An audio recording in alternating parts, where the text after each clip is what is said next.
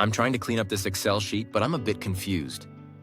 What's the difference between sorting and filtering? Sorting and filtering are both ways to organize data, but they work differently. How so? Sorting rearranges all the rows in your data based on the values in a specific column. If you sort by a date column, Excel will reorder the entire sheet so that the rows are in chronological order. You can sort in ascending or descending order and apply it to multiple columns to organize your data. Got it. And filtering? Filtering is about hiding data that you don't need to see at the moment. When you apply a filter to a column, Excel will only show the rows that meet certain criteria.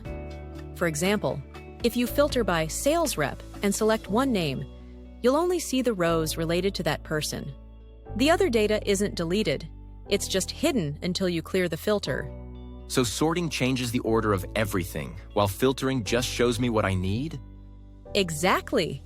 Sorting helps you organize your data, and filtering helps you focus on specific information without altering the rest of your sheet. Sorting and filtering are both ways to organize data, but they work differently.